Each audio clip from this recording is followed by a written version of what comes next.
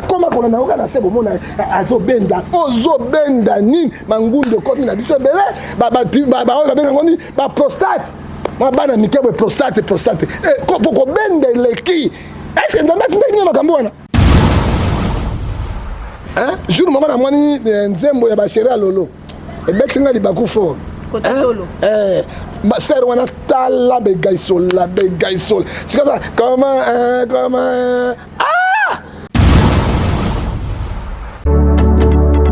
Mitolite misunga oyo ya Grace Mandela la pétrolière boyeba ke eye na idéologie ya sika donc soki papa to mama avali kopela awa na kati bakini komitungisa te ya kotinaka mbongo na kini kaka soki obengi na limero oyo oza mobimba ndeko yo na kini akozwa soin de santé gratuitement na clinique misunga batieli bino wifi ya opele surtout ke bazali na internet au début donc soki ndeko na yo avali kopela olingi oyeba état de santé na ye okoki kobenga ye sali kukuma ozwa ata interférence na nzela Maman, bonne santé. soki ndeko na yo azwi occasion ya kozwa baswin na mitolite misunga yebake kuna na ntongo oza mobimba na petit déjeuner mpe na pokwa yebake badive ezali mpe na pointe po okolia okondima teke ozali na hôpital bazali na basali ya opération sans oublier test oculaire donc oza mobimba ke na mitole misunga ekosalaki misu na yo ezonga lokola na commencement na clinique misunga bazali mpe na dentiste minu ekozonga tumu pia misunga batretaka mpe katarak yebake okomona pepele ya mbetolo lokola kaka éclairage public ya New York misunga santé c'est gagné alors na clinique misunga oyo ya Grace Mandela la pétrolière est kembe ezali ezate misala na bango yango un pasteur comme salobi nalataka ba Versace est-ce que c'est normal nana salité Mais il faudrait qu'il se perd. na lobi nana salité ngana za salité tala boto na latiko na ba boli misanga non a filmer yango parce que bikitendi est-ce que obi boto mama papa boli misanga na kataka makambo wana te yango mona ozosa émission mosusu na pasteur mosusu esisi boye venez au bureau oga na bureau makambo na oyebisa bino mpe oboyaka na bino te mawa trop hein ozomona bozala na kaleso makasi ya bibende botika kaleso pete nasepe na ndenge ozotambola okola mbisi na mai dans son cœur mais bino botambolaka nzoto nyonso libanda okangi elamba ngbi nini esali boye teke oyebi kombi obomi milimo na bato tiro d'un prophète mais oyo lelo alati yushi omoni moto boye aleki ye boye moto ya mandefu yesu ake na mandefu kaka baone na mandefu yesu ake na mandefu amilai mais komisa mandefu ya yesu après Dieu celui qui donne la vie c'est la femme hein mais siko femme apesaka vie wapi nakata fumangani fe bombama fumangani kobima libanda boye tozali sacré siko roi la prophète yango wana ole osala fere boye wera son boye esili osila eza sina te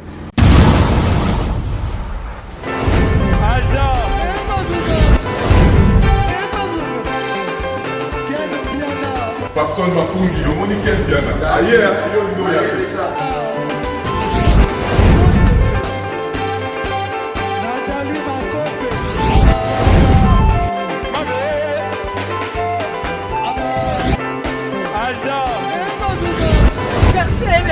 Fali yango. Tumba toyelaki yango donc malambo ete media.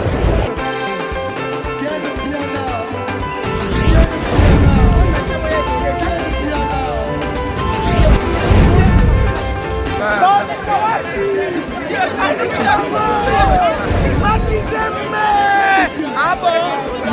J'ai des mon conduit. Ouais. Ah, ouais. This is London. This is London City.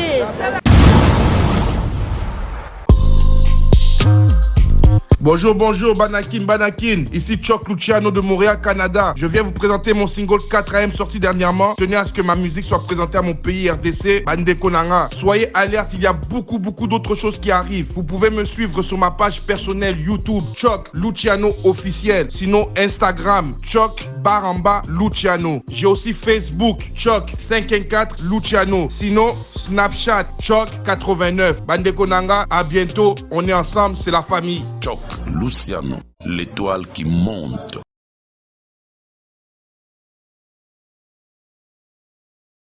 Bien voilà, à tous les abonnés et les non-abonnés de Fimbu News, merci. Je vous signale qu'aujourd'hui nous sommes le 11 février 2021. Alors merci, bonjour, bonsoir. Cela dépend à l'heure à laquelle vous nous captez. Quant à moi déjà, je souhaite un heureux anniversaire à toutes ces personnes qui célèbrent leurs anniversaires aujourd'hui. Alors j'ai déjà quelqu'un qui va célébrer son anniversaire demain. Demain c'est le 12 février. Alors joyeux anniversaire à ma tati. Niclette Poyi, joyeux anniversaire, plein de bonnes choses, que la grâce de Dieu te localise, plein de bonnes choses, je te fais de gros bisous. Alors alors aujourd'hui toza lisusu wana liboso ya etando na bino ikie pona ko sali la bino comme d'habitude. Aujourd'hui je serai avec un homme de Dieu, je vous rassure que vous serez bénis ceux qu'on a kondima. Donc passage na chaîne na biso Fimbu na Fimbu et ça vraiment une grande bénédiction na ebike babone ba ko mata journal lelo vraiment et ça vraiment béni pour na chadra pour na nga déjà il fait to yambe na début à semaine mais to yambe na 4 semaine et koufelité. Alors sans plus tarder déjà je dis un grand bonjour à prophète Ngefa.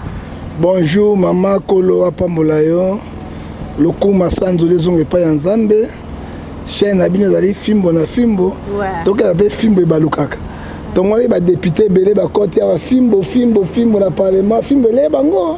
Hein? Mais le grand mot va mettre à chicote parce que dans Hébreu 12 verset 7 c'est Nzambe. Donc mokolo Fimbu solo c'est Nzambe. Parce que Nzambe alobi Fimbu eko beta na mwana zoba na masoko na ye. Hein pour azwa mayel. C'est Nzambe wanati. C'est Hébreu 12 verset 7. Que mon Dieu vous bénisse. Na bénir sous Fimbu na bénir sous caméraman na yo wana Uganda infiltration ba caméraman Uganda bana. Oyo mboka tongolonga kabila ela biso bato ndenge na ndenge. Ba Uganda ba Burundi ba Bangwawa ba Mauritanie donc bikolo nyonso. Alors vraiment ya mboka na biso mboka bolingo. Omoni mboka na so ya bolingo ezana hospitalité ezali na amour pe tolingi bato kola pambola yo to bana lo sambokasi. OK, tout sambila. Tata natiki chaîne ya Fimbu na maboko na yo. Fimbu ezwa bato ya zoba. Ezwa bato ya kabila na bato na ye. Ezwa John Elumbi oya bomi shebeya. Mabe juste ça manase suka na se efuta makao. Tata yo bana na biso bosukisa na biso. Totiki ba diaspora maboko na yo tata Nzambe. Bango ne balesaka baboko la babikisaka biso maladi ezwa bango te épargner bango na maladi oyo. Pour ceux qui bango bazali te Congo démocratique ekufi. Totiki 26 provinces sont maboko na yo. Loboko na koleza mokuse te lokoza 59 verset 1 lobi esunga pe batela toli akate kureza la kate maiza la kate totika kwa bana bitike motakolobe biso azate. Totiki ba bazo bota siko koloza la lokola monganga na bango bakufi bomba milimo na bango epai na bule o balingi mibembo koloza na bango so ba komeza pona lokumu na yo e o pe balingi misolo pesa bango misolo balingi libala pesa bango be libala Yahweh o banana biso pe sukisa na biso na kombo na Yesu Masia amen. Amen. Alors on a la CP parce que papa le ba o balingi libala bazwa libala donc déjà biso donc pasteur Marcel be so ko lingi libala banda on a janvier danga na banda ki Parcelle nani? Teto ya wana naza ba sujet belé le na ebite mission eroza ya 2 heures dans papa to ya wana. Prophète Ngefa Losako. Motakala na mwasi epa ya mobali ezali kaki po akola la pongite. Papa Ngefa Losako. Nzambe aleki bango nyonso na nguyana makasi bakosala nyonso bakokoka Nzambe te. Pasteur Ngefa Losako. Batelemi lokola bato bosusunta bayimboko be po mais la kate kureza la kate loko za na mboka te. Prophète Ngefa Losako. Chokoli londe mokonzi. Yango ne mwete makambo. Chokoli londe makambo. Makambo yango ne makambo. Ozange tala zanga chokoli lo mona ngala libala. Zana chokoli loka elenge libala. Oko bala mongala oka elenge libala. Yango makambo eza bongo te. Papa mon ndingo kindaka ondima te au prophète, ondima te mosala nzambe. Maman moi je suis hypocrite hein. Hein? Et là que boyi ba sai na nzambe ce sont les grands hypocrites. Omoni ba sango na ba pasteur a protestant ba zoaka biso tala. Hein? Or que ce sont les grands hypocrites. Mais lelo motranda ma cause hypocrite. Yo lobi okasa mosai na nzambe na biso na misato. Bible lobi. Simana Sodome na Gomorrhe. Hein? Bakufi basili.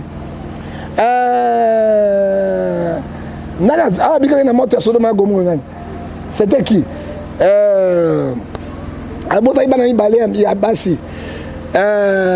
Cousin à Abraham, Lot.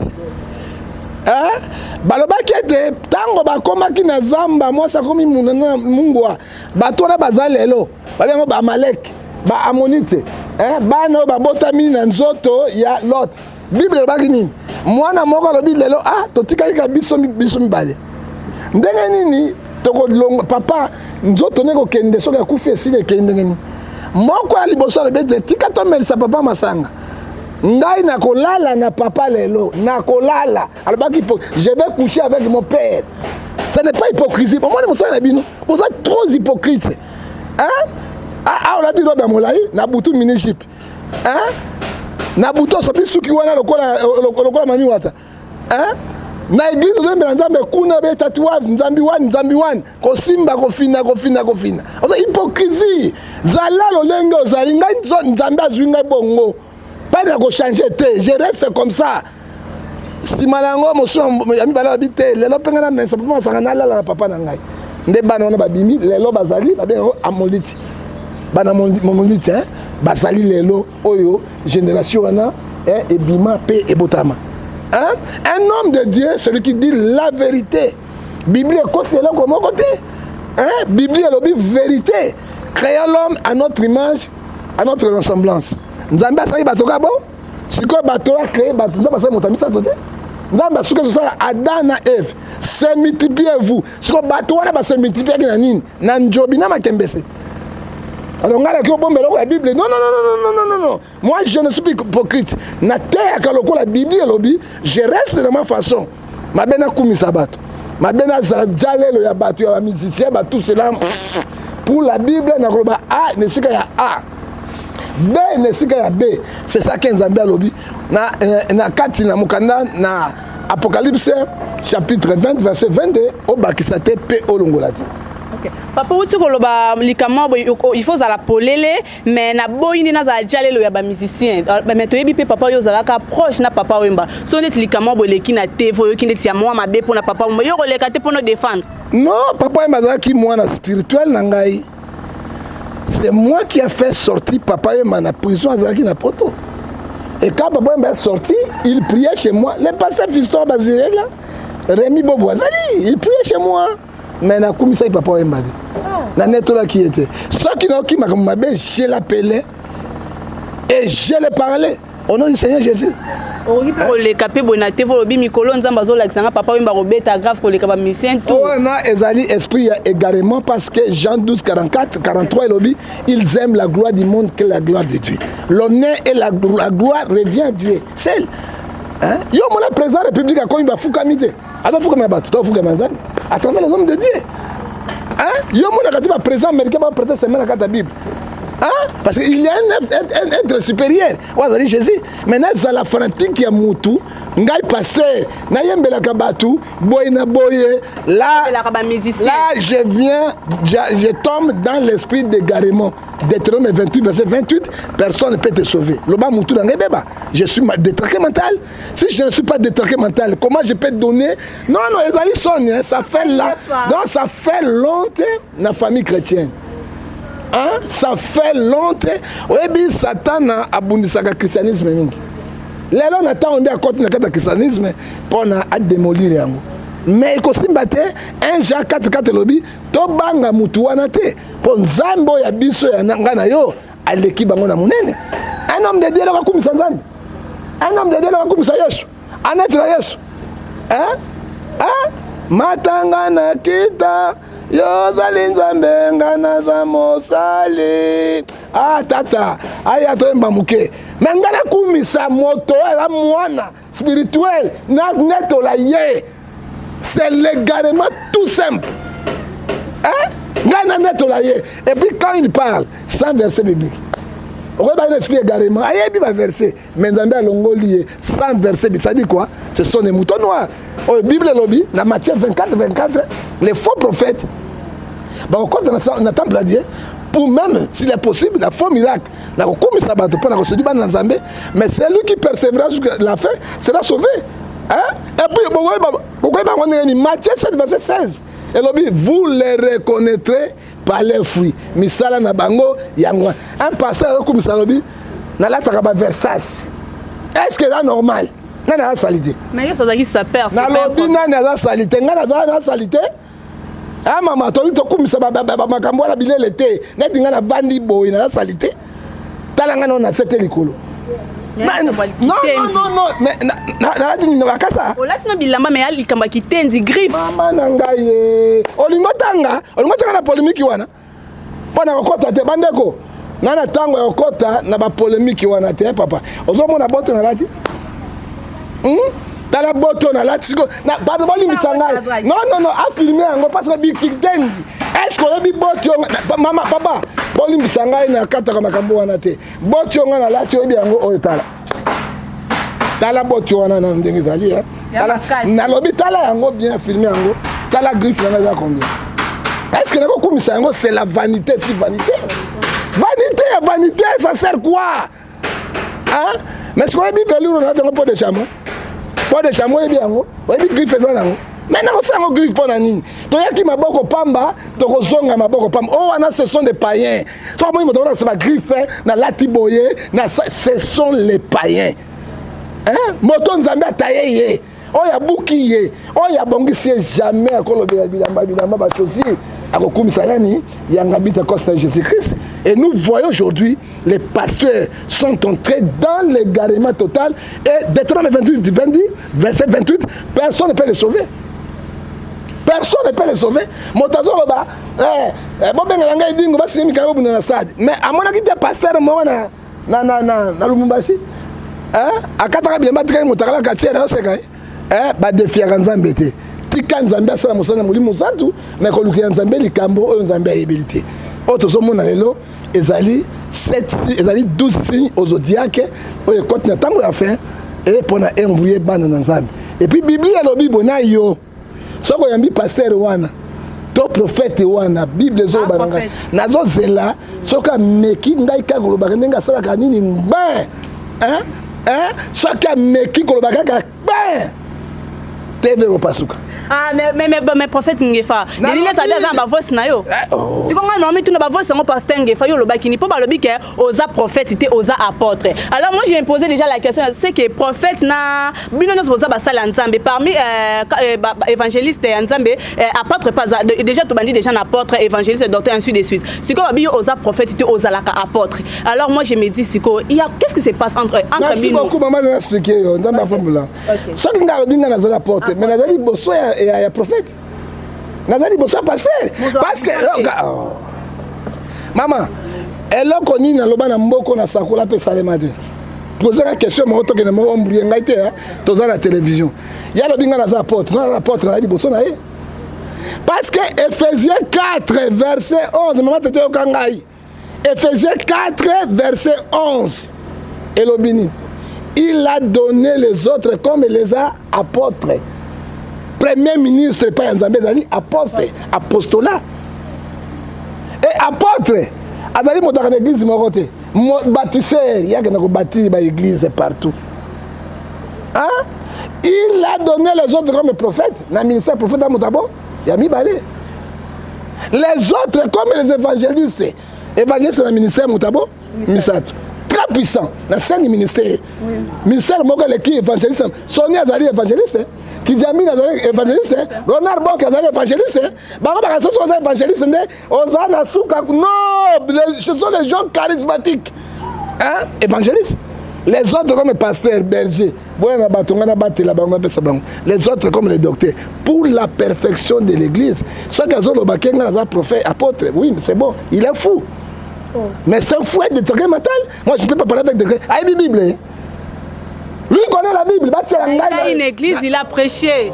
Attendez, ça stade de martyr. Quand de sa stade de martyr, il y a côté Dingwa, il y a c'est pas la bango. C'est normal. À part les maîtres Brint, Chado Bimsa Bango, Bango tout, qui n'est pas maître Brint, Sénégalais Mokwawa, Azali on a vu la Kinshasa, Azali Babenga Bango, spirituisme, hein, Bagana Rosoba, autant comme on a comme on a, hein, n'a prophète, yo kana bisayo, un prophète, et dans la montagne ça colle, parce que na don ya ko sakola. Acte 2, verset 18, est-ce que vous avez un prophète? Nous avons les intercesseurs qui sont sakola. Nous avons un pasteur qui sont sakola. Acte 2, verset 18. Est-ce qu'il y a une Bible? Hein? Ma vierge n'a pas songe. Ma miracle dans cette école. Et que ça n'a pas un pasteur. Un prophète, il y a un signe. Ephésiens 2, verset 20. Nous sommes fondés sur les enseignements des apôtres et des prophètes. Un prophète, c'est un enseignant. Au moins, dans la Bible, nous avons 2 livres. Nous avons un livre évangélique, Matthieu, Marc, Luc et Jean. Hein? Donc, acte des apôtres. Philippiens, Timothée, tout cela, nous avons aussi les livres prophétiques. La Bible est composée par 2 livres. Livre évangélique et livre prophétique. Yop, tout na ye. Na yoka yeta mokolomo katea 666 10 ça dernière dernière. Yoka na bisayo. Ngana ko suki sa eboyi. Bible, azam Bible na mutu siko papa aussi ma Bible pour. Mama moto e Bible na butu asanda kanenga na zo sanda. OK.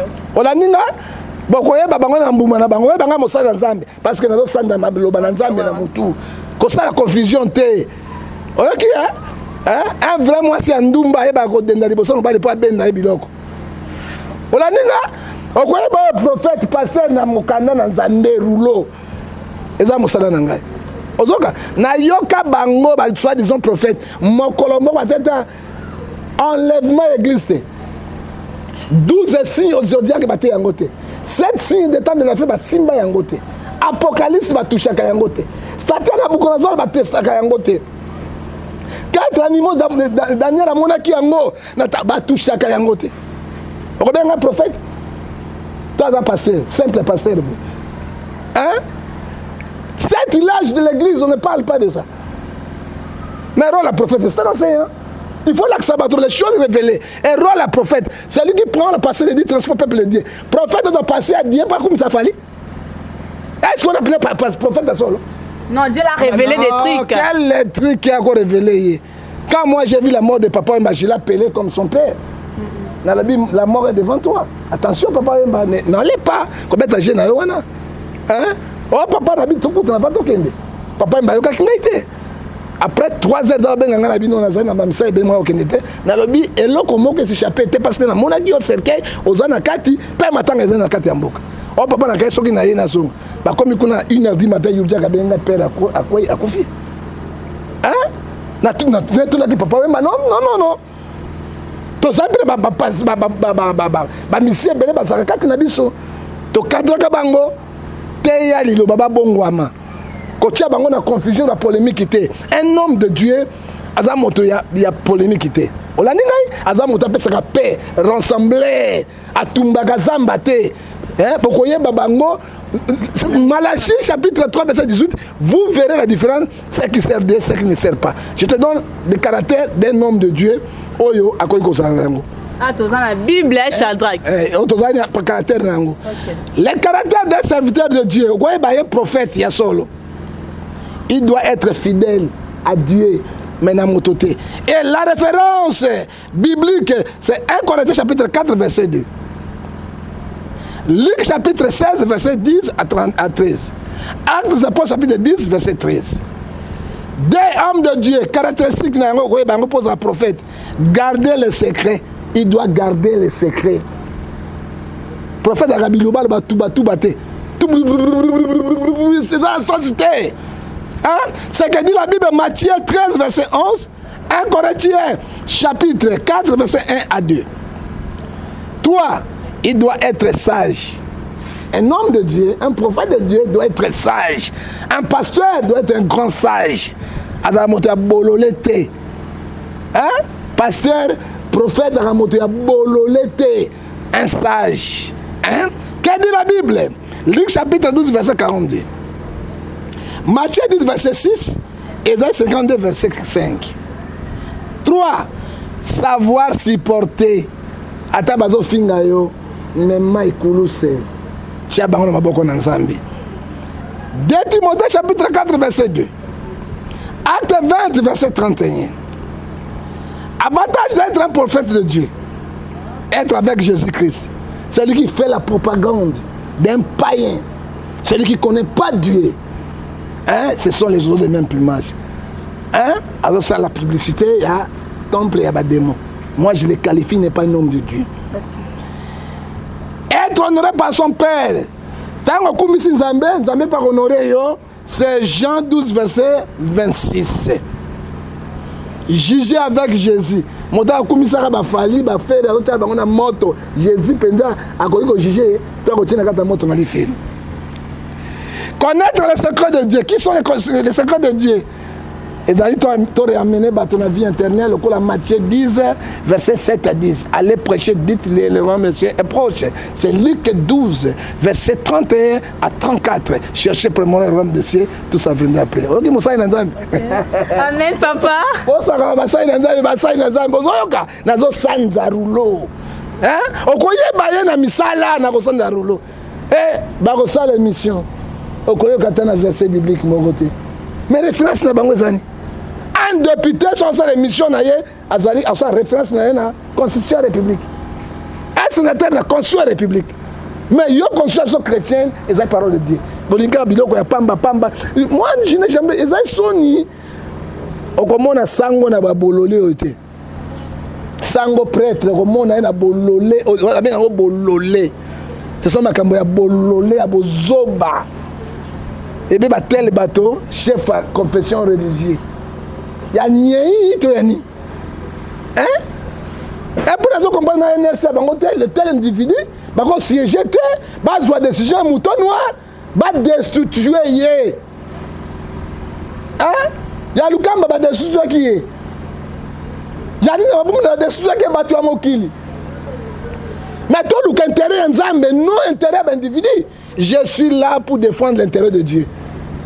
Hein maman? Ah, oya latisi ngai bo Yesu. Oya somenga mituka Yesu.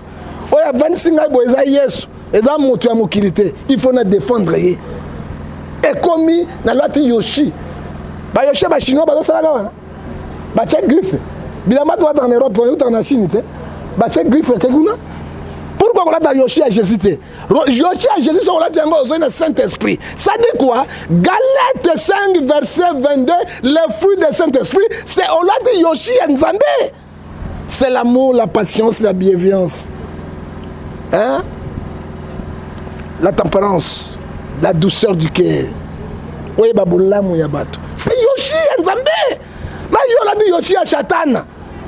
Hein? Yoshi à Satan. Pour que la polémique aux Angatina, messieurs, c'est malheureux dans la vie de Dieu.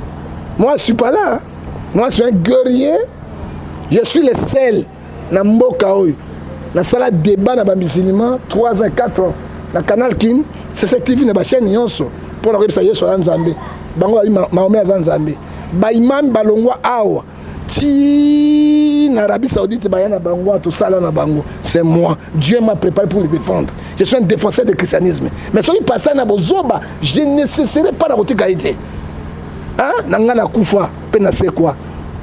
Ok, ngai balela ngai, bachanga na cercueil na Koufa. Mais Dieu m'a résisté, pas besoin de mission. Yango moi maloba na ngai, batio so bayokaka. Hein maman, nazaka un petit chèque le 24 novembre, j'ai repéré des montres là le 24 novembre. C'est là où on décatait un lilobananzam. Et il m'a donné l'instruction. C'est John Ngefa, c'est moi.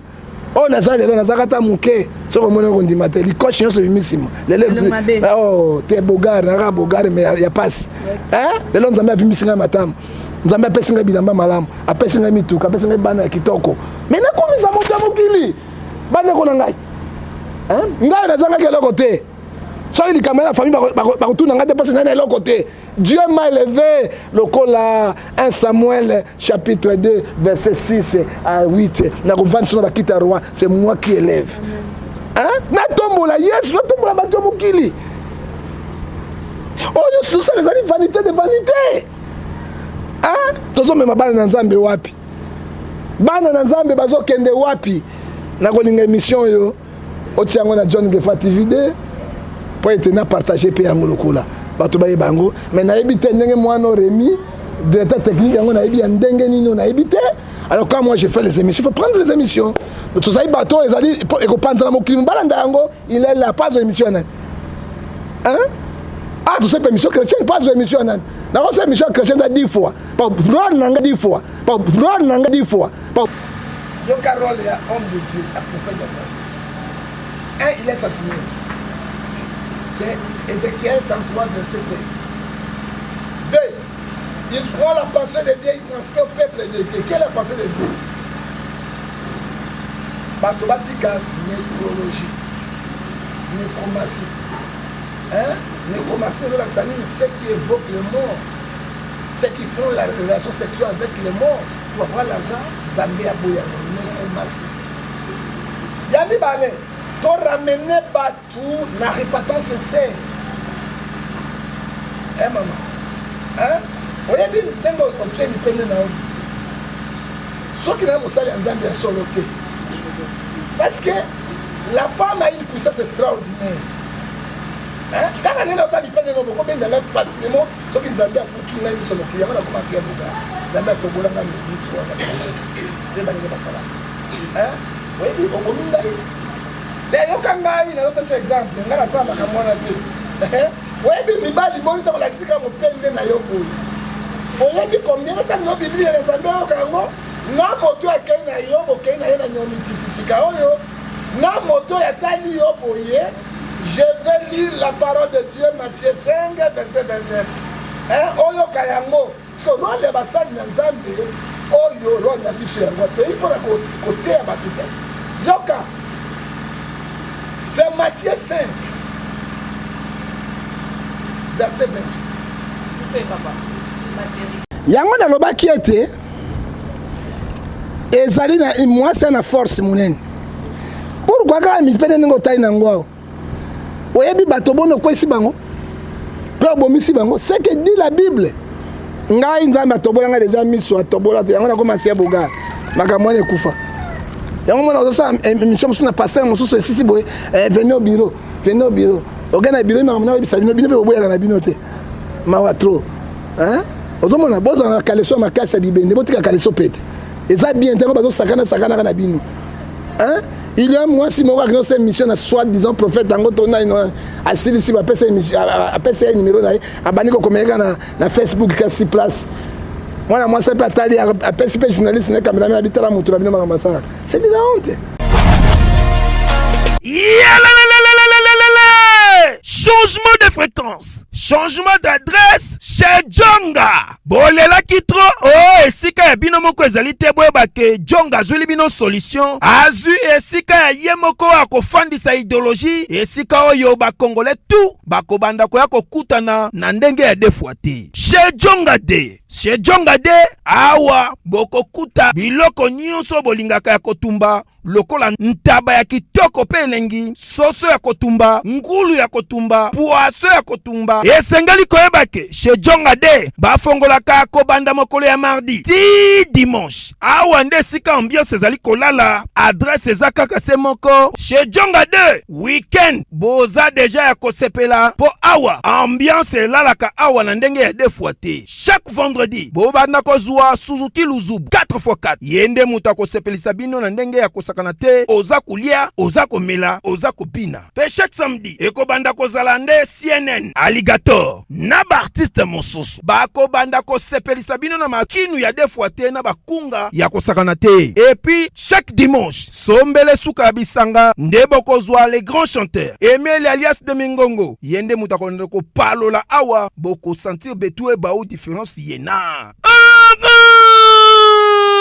Tele, mone, namira, yanani. Chez Djongade. Malolo. Oui, frère, Babi Djonga. Futur. Hein? Nous t'avons reçu la 50 boîtes. La Katakine, c'est Djongaske.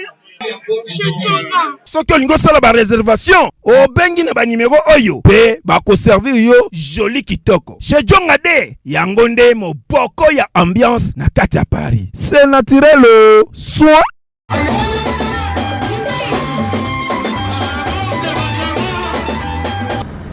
pourquoi osala biloko ndenge wana impudicité makasi ndenge wana nangwa bangi nano tokozomela metika banga mosusu wana toujours bozosambwisa basali na nzambe tokei mpo na mipende olukaka makambo okozwa ozipe yango lelo. Matthieu 5 verset 28. Moi je vous le dis, yesu alobi ngai moto nazoyebisa bino, quiconque regardait une femme moto nyonso atali ata mwasi pour la convoitiser po ede mama oyo kitoko ta suki na ye nzoto mwete ngalula convoitise. Il a déjà commis l'adultère avec elle à son cœur. À ça il est déjà comme on a ye nakolula pamba alobi pe mabete na sepe na ndenge ozotambola kwa mbisi na mai dans son cœur. Mais bino botambola ka nzoto yo solibanda okangi lambangbi nine sali boye teke oyebi combien bomi milimo na bato oyebi combien bato combien bakufi na diteur rôle ya un prophète avertisseur yango oyo no akumisaka bato bokeba na kolula. Galates 5 verset 19. Les œuvres de la chair sont manifestées, l'impudicité, la magie, l'ivrognerie, l'excès de table, la jalousie, la haine contre les tribales, ceux qui commettent de telles choses. Dieu parle, il dit, ils ne rentrent pas dans le royaume des cieux. C'est le roi d'un prophète. C'est le roi d'un prophète. Mais où il y a lelo, elle a dit Yushi, moni motoboye, elle est qui est boye. Motamandef, il y a soirée de mandef. Kaba, on est dans mandef. Il y a soirée de mandef familial. Mais comment ça mandef à Yesu? Comment ça demande à collègue? Non, Pierre. Pierre, c'est notre collègue. Il n'est pas Dieu, c'est un apôtre. C'est un travail du Seigneur. Non, prophète. Prophète apôtre. Non, je ne suis pas apôtre. Moi, mon salananga est prophète, un avertisseur. Je suis un prophète du peuple. Soko yena mateya prophétique okutana na yango. Oyena masakole okutana za complet. Ngai motate ngai ndeke na 24 novembre motute. Motaya bo yeso alingi jamais. Ndeke likolo. J'étais na 24 ans ça ba petit métier répéter à montre. Bato mingi ba binga poto ba binga. Na ba collègue na ba okena 24 novembre tout na so na comme na karo comme na nini. Ba benga do chèque ya prophète chèque ya prophète. Na uta wana c'est là. Que Dieu t'a ramassé. Dieu m'a ramassé en famille. Et bah, la valeur té. Les lois, Dieu m'a élevé. Na okumisa nani so na okumisa nzambete. Na okumisa maman na papa na parce que bango nzambe na ngase. Bango de babotinga. À part de bango na fanatisme té. Na boy Galates 2 verset 9. Jacques chapitre 2 verset 9. La favorisme. C'est comme tu es comme un agresseur. Non. Oh liyo le baka bafali o kutira ba fere o tsheka ba nini wana metanga ba wera ba idingwe tanga kombo ya Yesu netola kombo ya Yesu abongi na lokumu oyebi Ecclésiaste chapitre 8 verset 8 lobiete motami tout atolote pa otambola un panza même motapesi yango pe mozala yango mokolo nzambe. C'est Dieu qui le détenteur de souffle, c'est lui qui tient le souffle des hommes, même le souffle des animaux. Lamentation chapitre 3 verset 39 qui dirait les choses arrivent ça que l'Éternel donne. Hein? Et comme il attend Ecclésiaste chapitre 3 verset 1 à 4, chaque chose a son temps. Tant on a besoin de Luc chapitre 12 verset 3, et Hébreu 3, verset 13, nous tous nous sommes nus devant Dieu. Nous sommes fumangani libanda liboso na kolo. Nana bota mana bilamba. Roi bota mana bilamba pour moi na. Hein? Nana bota mana caleçon. Hein? Kabota mana nu, Dieu nous voit nus, nous sommes nus devant lui. Il faut l'honneur et la gloire revient à Dieu. C'est notre rôle. Et ça dit que tu as une polémique, tu as une polémique. Tu as une polémique. Hein? Bango baza pona biso to te bango to ramener bango na Christ. Hein? Ba bongo la mitema na bango. Bon continent Nzambe est là. Et il ne faut pas oublier ce que dit la Bible. Romains 14 verset 10, nous tous nous devons comparaître dans le tribunal de Dieu. C'est que dit aussi l'Ecclésiaste chapitre 12 verset 15 à 16, Dieu ramènera toutes les choses au jugement. Il ne faut pas oublier le jugement de Dieu est là. Mais yo pasteur, yo prophète, ozo kansanine. Hein? Okozika na moto na gain. Hein? Tu brilleras par le fait de la gain. Okozika. On m'a bien mon prophète. Oh Luka qui prophétie na yé. Hein? Ya banganga ezate. Mais la prophétie la plus excellente c'est la parole de Dieu. Hein? C'est que les gens oublient. Tout est écrit ici dans la parole de Dieu. Je peux prêcher, mais la plus grande prophétie, c'est la parole de Dieu. Ah, papa, mon papa Tengai. Ma camon lobby de Tengai. Bato basi mamitam. Car moi si dendo, amen. Moi si dendo. So katani dendo, tu keep ma chaki au bac. Allez, fou. Hein? Ok. Parce que moi si dendo, ya tani dendo au san. Hein? Hein? À quoi tu keep ma chaki? Là là, bah pantalon mon bimi ya bichou. Oh bah tiens mon peuple. Bah tiens mon peuple allez. Fumanganya ça c'est bimi bo. Mais ça c'est l'idolâtrie. Hein? Parce que vraiment nango wapi. Na mama se kufa na tambola na mona kati. C'est o sumuka mingi na ba penser. Non, na sumuka ka pona tia bato mais na zonga sangi nzambe bolimbisi. Parce que toi là mon client to ko échapper na ngote. Hein? Ozomona. Hein? Jour mo na mwani nzembo ya ba chéri lolo. E betinga li bakufo. Kotatolo. Sœur wana tala begaisol la begaisol. C'est comme ça. Comment ah! Bonjour ma biso bande ko na biso yango na taille sur la télévision té. Mais je suis venu prêcher. Bana basi bo bomba bilamba ba tolo na bino. Moi c'est exposé à nzoto na été. Nzoto wana ezali sacré. Oyebi la moi si. Oyebi ba la femme. Hein? Mais prophète a dit ça. Hein? Roi la femme. Ezalini. C'est lui qui donne la vie. C'est lui qui donne la vie, c'est la femme. Après Dieu, c'est lui qui donne la vie, c'est la femme. Hein? Mais ce que la femme a sa vie, Nakata Fumangani. Fumangani fait bon bama. Fumangani comme Malibanda boy, ezali sacré. Hein? Nzoto ya moi si ezali sacré ba maman. Ezali sacré. Même Nzambe azo respecter nzoto na binu ya basi ya sacré. Et tu gagnes pas l'hypothèse. Ce que roi la prophète en moi. Le osala. Faire. Boye. Where the son. Boye. Si le aussi là, ils ont signaté. Bon, on va faire basila na badeni faire basila. Ba wera basila. Ba jibe basila, ba tutu basila kaka. Moto azaka fali kambo pété. Yepé Nzambe azanayi. Mais succès bango basala na ba na 19 bezala lo. Hein? Oh, bah, on va se stade. On stade dans ton dimanche. Bah, on peut passer là. Hein? Bah, on peut passer là. Parce que la Bible dit, ça dit son frère. Ecclésiaste chapitre 3, verset 4, chaque chose a son temps. Les camons, attendent, mon temps dans l'internet, celui qui est internet se dit. Il y a mon église de Trabatobon, qui est dans le église. Soit qu'on coûte 4 personnes, et les 5 personnes, le bas, moi, c'est la côte. Quelqu'un qui a signé ma tête. Hein? Il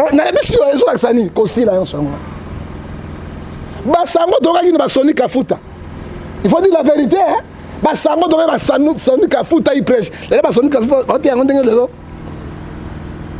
Bah, le vin qui moukuna, qui est à Brazzaville, plein partout, plein, le vin qui moukuna. Dans la côte, il y a Babylone, Jamiwan, Azal, le Goyokan. Préfère les disciplines, préfère les impolis. Bah, il y a des choses. Bah, Kidjamine a aussi porté ma succès, bah, Kidjamine va ça là, dans ma camarade, bah, stade plein, bah, mettre la tourne. Il y a un moment donné, ça tourne 6 stades combien de fois? Les lois de Nîmes, c'est un marathon 6 stades combien de fois? Attends, ce stade est là. L'église a retourné, ça tourne 6 stades. Ça dit quoi? Likambo na likambo, ezali na tango na yango. Tango bango bazo renye biso bajo ninge fata mukala bango. To simba bango basaki, c'est juste la vérité. To simba bango basaki, to la ndaka bango boy, mais lelo. Donc azolo quoi père spirituel na autre. Père spirituel na ngani? Père spirituel na ngai. Na biso père spirituel na ndeke. C'est Saint-Esprit muta prêcher ngai. To bande église ngana soni kafuta, apôtre Lupeta azali na Allemagne leloyo, muta changa maboko. Na gosa la cour eschatologie. Tango na bimi, tous les grands professeurs de théologie ba changa maboko.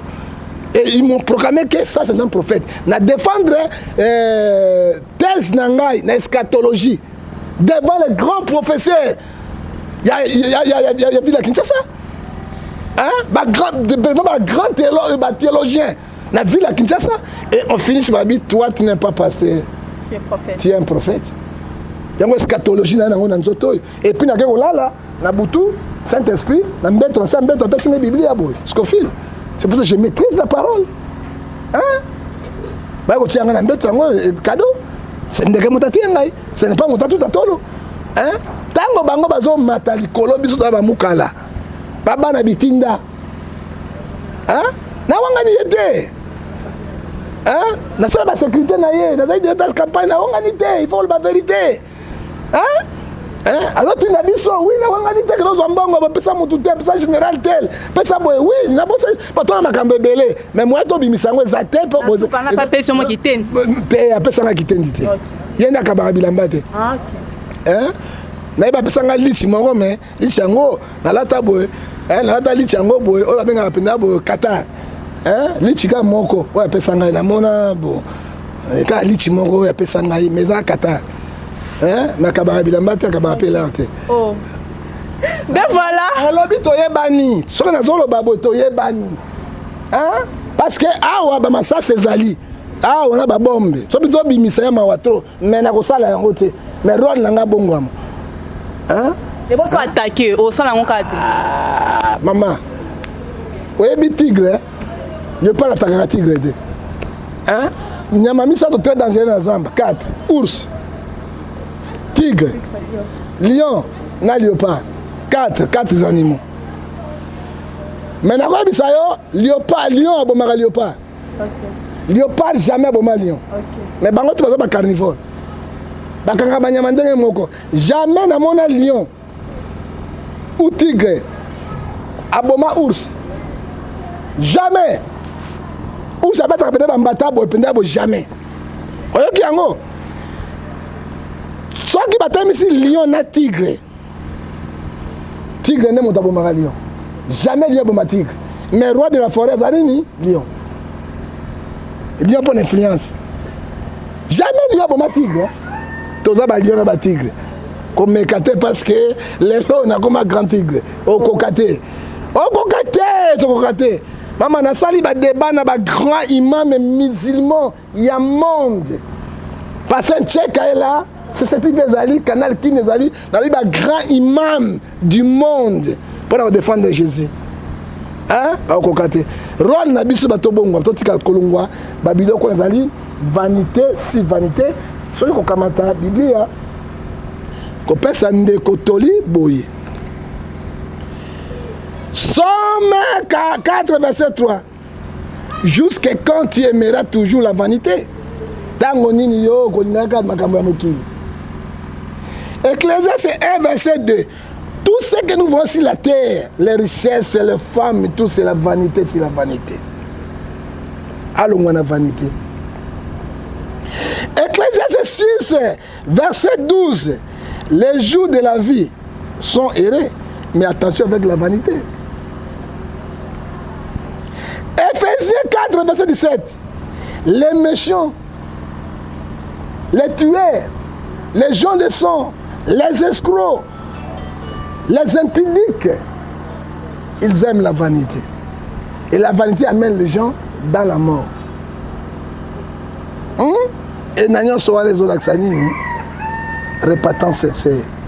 Joël chapitre 2, verset 12. Sa repentance sincère, ma chère, ma fille, Togokende, Nakatia fait de la gueule. Et la vanité amène les gens dans l'orgueil. Et que dit la Bible maintenant?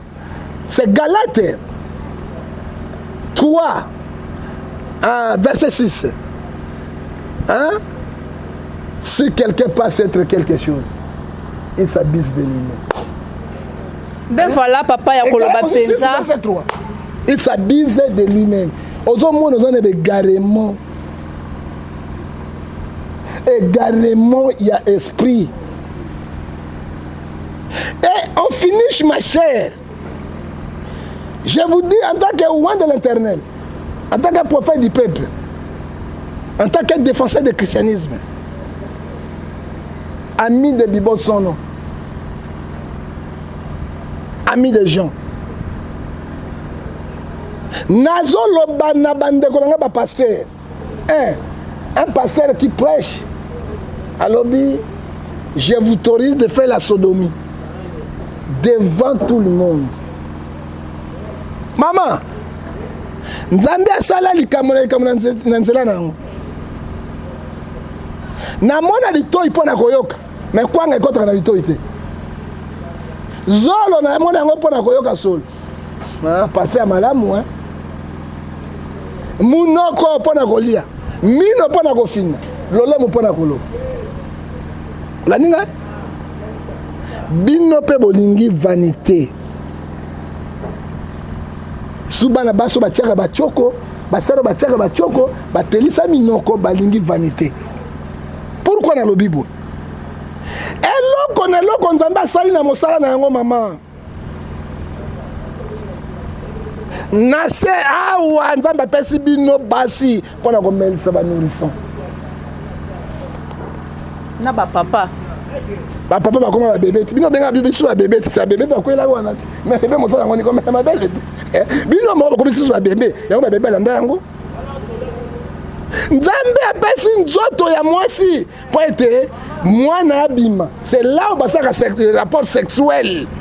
C'est là où on fait les rapports sexuels. Nzela moko muta bimaka na mokileza. Na mwana bima na munokote. Na nyama mwana bima na matoite. Mtoibo mwana bima wa wo na mona te. Mwana bima na zolote. Ni na munoko. Bino bokamata shingombe. C'est roi de prophète. C'est roi de prophète ou le panique na yo. Po kamalamu soko na mobali liboso benge bébé ngama ndefu benga bébé. Ba mela pe mabele ngo ifa zokisa kabili basonga mabele pena ko zokisa boke na hôpital. Po bo lapa pena ko lapa a bébé. Musuki pe même ndefu na ngai pe benga bébé. Et très bien, on va Kabila bébé. Bébé, on va Kabila bébé. On court à une fois, beaucoup regretter. Ozoka, Kakabino, pour Yokama, c'est le roi d'un prophète, au lieu de faire des polémiques inutiles, ma chère. Dieu bénisse les diasporas parce que chaque dimanche, on direct na internet. Dans le dimanche, on a bidili, non, tu vas 10h jusqu'à 13h. Ok, pas de problème. Bon, non, on a malamu. Elle est au salanzelo, on a pesi. On est comme ça, moi, on a makamo. Au bandi, shingombe. Au bandi boudin. Au bandi boudin, yango moni ba prostate, ba papa, belema ngunduna ba prostate. Et tout à force, ba maman, ba zo benda, komela. Mais rôle la prophète, il faut qu'on peut qu'il s'habille au Kouana. Hein? 2 Corinthiens chapitre 6, verset 14, il n'y a pas la relation entre la lumière et les ténèbres.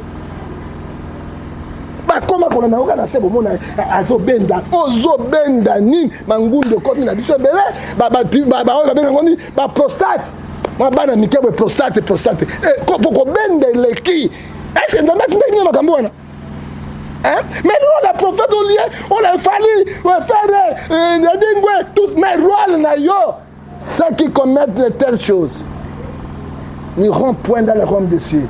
Ils seront punis par l'effet de l'internet. Oui, mais si vous avez un cancer et virus, oui, mais vous avez Billy Ali Amibal, surtout mon mobile, tout était là rouge, mon salaire est en quoi. Parce que nous avons ça intouchable. Parce que c'est une unité protective. Il faut la bien protéger. Je vous dis la vérité, mes chers frères. Dieu n'est pas content de tes trucs. Il n'est pas content. Il y a un cancer et virus. Pourquoi? Avant que je abandi ki yepa kotione nzambe bébé liya benda basi mosusu bosumbela bango ta banyeina masuba po bosubela pe bango bayoka bazoba mibali bazoba boyebi nzambe te. Dieu vous condamne de punition yango ezali mort. Romains 6:23 les saints du péché de la mort oyo nyonso asalaka makambo wana nakopesa numéro benganga prophète na bonda nzambe nanga limbisa yo pe kozongela yango te. Erreur de prophète yango rôle la prophète yangoyo au lieu contre la polémique ou la sabato kanda nzambe. C'est Ephésiens 5 verset 6. C'est là où la chorale de l'Éternel revient sur le fils de la rébellion. Pona reçu qui ça maman. Mais papa, il a la sou qui ça. Un pasteur qui dit la sodomie. Oui. Oui, bi basali Nice. Il ne kemo pona ezwa zongo e bimisa basalité. Nice. Et puis la Nice na lingala be yango mosomba. Faut ebenga loko na kombo nango. To kende boité. Non. Babengi Nice babengi oreille. Hein? Babengi na lingala mosomba. Yango tindami ni kemo pona zongo enene. Ok, na zongo nene osali yango. Mais pasteur alobi, tika, vagin, allez, sodomie c'est dit quoi? Celui qui fait les rapports sexuels dans la nuit. C'est sodomie. Un pasteur qui prêche, bah tu vas côté na sodomie. Yango moni ba pédé ba bimé belé. Yango moni moi c'est mosusu. O tenga linga kunate. Ba ibisa biso ka côté wana na côté à sodomie, côté à mosomba. Il faut le ba comme nango. Alors, ceux qui sont comme mon aîné, déjà, hémorroïdes de Dieu, ont commis impuissant. Et moi, si sont comme des hémorroïdes et fumami, nous autres, on est commis, attends le collaborateur en ce côté. Parce que nous avons un bébé si pays. Pour yo, je suis Luka qui zoba. Ok? Et dans les zoba, yo, hémorroïdes, ok, parce que c'est hémorroïdes, c'est la gâté. Les thèmes pratiques. Les thèmes pratiques, les alliés. Moi, dans nos amis, ne peut pas faire cette chose. Mais pasteur, à notre bango, na biloko. On finit.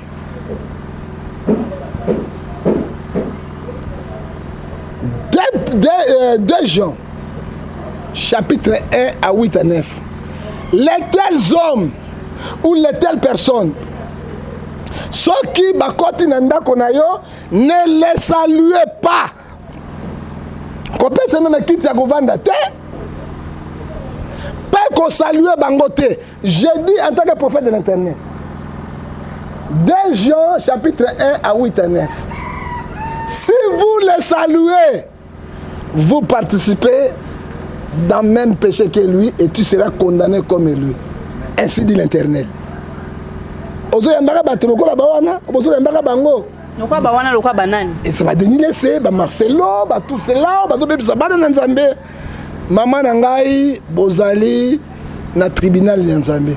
Et na ningi bino ba jeune o bokoti na kuna te bokendete parce que Dieu va frapper à bientôt. Et le salaire du péché, Romains 6:23, c'est la mort. C'est là où je termine. Okay. Ben voilà, mais papa na lobaki que passage nous na kata chaîne les bénédiction mais makamnyo sauté ça est-ce que ça peut la bénédiction? Mais on doit comprendre, qu'est-ce que tu veux que la bénédiction? J'ai prêché la vérité. Hein? Pour ça confusion mon total, on a fini mon tour. On a bien comme lokuta. Hein? On a bien comme vrai toi lokuta. Est-ce que homosexuel est dans la Kinshasa? C'est ça. Lesbienne est dans la Kinshasa? Mais on a sur le bien on est au sali bénédiction. Homosexuel est dans la mon bal non bal bazo maman. Moi c'est moi bazo sangana. Alors si on a la bénédiction to bomba makamon zambazo bomba mokilito bango vérité. Hein? Et que dit la Bible? Jean 14 verset 6. je suis le chemin, la vie et la vérité. Il faut prêcher la vérité. La fini ba bêtise non, na pesi mateya na ngai na bosolo na makambo ezoleka. Moi la mosongo sali kamodenga na kobanga. Asoki na meki kana na nzambe ko frapper kat na ngai. Je ne suis pas hypocrite. Je suis un homme de Dieu crédible qui dit la vérité et la sincérité. Je suis bien sa bénédiction, mais beaucoup de gens na kani sete ba sepeli na ba vérité na bimisi yango parce que soki bana na bango ba kwa na biloko ndengo wana ba ko banga ba ko sali soute parce que à bientôt l'enlèvement de l'église de Salema boko kende wa. Alors, mesdames et messieurs, nous chutons déjà vers la fin de cette émission. La question Penza Ezala qui est belée. Shadan, encore tu n'as ta question, mon corps. Ah, Shadak a beau, donc ils ont été Shadak. Alors, papa a un numéro de contact et puis on reconfirmé la diaspora, nous sommes balingaka, papa Ngefa qui est Nazongata lundi ou soit mardi. Bon, ben, mission Ndengo, et c'est un mingi. Bah, sponsorisé, sponsorisé, bino, à ta 2 heures de temps, je suis là. Kolo Apambola. Amen. Et puis. Ce qui est une expérience de tentation et que au nom de Jésus. Parce que nous avons mon peine, c'est comme nous avons pemben. Nous qui parce que nous avons mon yo ina ngo na nini. Mais na komona caméra zo mona na bisa que le konini. La femme a une puissance extraordinaire. Est-ce la bombe yango yo moko pasola ate ya. Siko pasola na zo tala moi bravo mami so boye ezate. Ezate yo zo sumuki ngai. Yo ofkizanga yo nozo sumuka ngai parce que Bible lobi yango mbala sima zwa liputa kanga pona bato basumuka te po ngai nzamba to bolanga miso kolo apambola yo mama présidente nzambe azala na yo na ba diaspora yonso na pesi na no diaspora munene mama na ngai batondoko et doxytojo na kati ya Genève o alekena na kitoko moi so leki basi nyonso na kitoko na mokili ouais na pesi pe mbote na papa Ngefa grand prêtre père Otobengue roi de Bossalino moite ya mama Edoxy na kati ya Suisse to pesi lisusu mbote na Jox na la Louvière bana ya la Louvière kolo apambola bango to pesi lisusu mbote na Francis Mazinga dans la Louvière toujours. C'est l'homme salon de coiffure cité d'Olivier chez Évangéliste Guigui. Kabouya dans la Louvière. Obi Ndekouana, il fallait que le samedi, pas nous katanga soukikuna. Et puis nous avons dimanche, lundi parce que hier salon le 15 dans la Louvière. Alors ceux qui a simbion na mutu et kobo ekei, biloba lobe ekei, mabe ekei, allez à katio penanzoto na molimo. Donc mutu na nzambe bato so poto bo kende kuna e kozala malamu. Mama Pierrette Baya na Belgique yonde makambo grand prêtre mère bendele koyate balanda John Ngefa TV2 kolo apambola bino mingi koleka. Idja Ilumbe président ya bajana bongandanga 1500 km d'Équateur et koyate box likando mwana imenea o l'équipe ba musicien nyonso imenea na propre bana imenea akufa yenda tikana na makambo nzambe apambola yo. Papa Guillaume Loni tout la mwisi vimba fufufu tolembisi muke parce que dans makambo ya pesa beloko pesa makambo zo makambo box Eric il est le roi de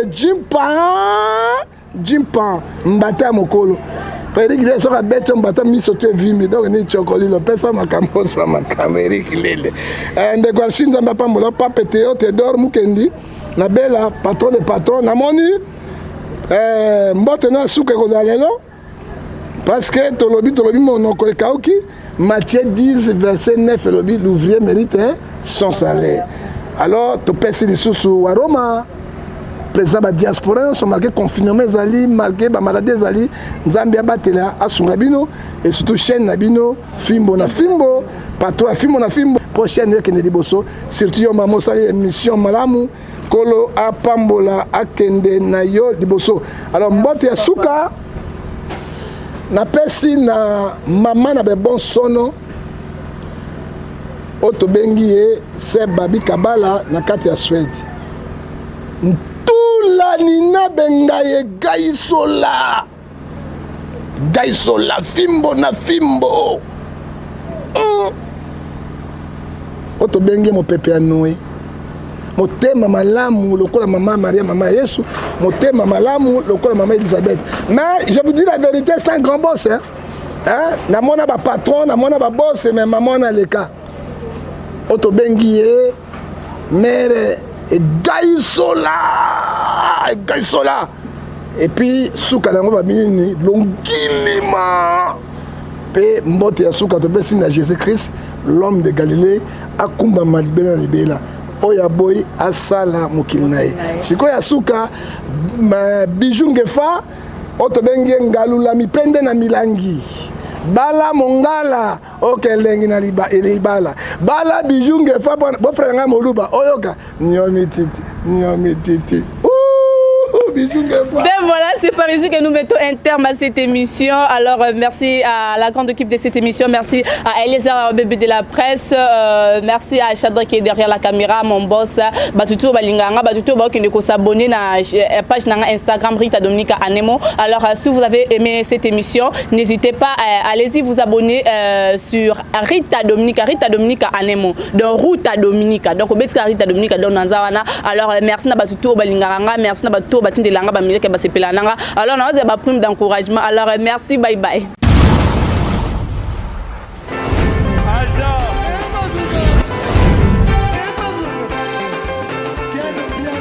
personne m'a conduit au monique bien ailleurs yo ndo ya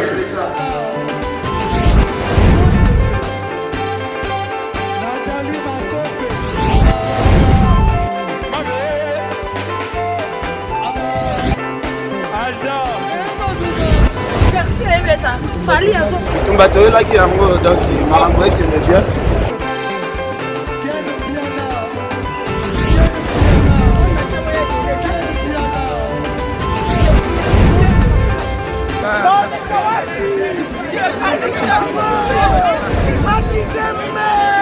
Ah bon? J'ai donné mon conduit. Ouais.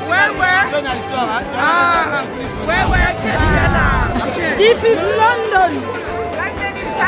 This is London City.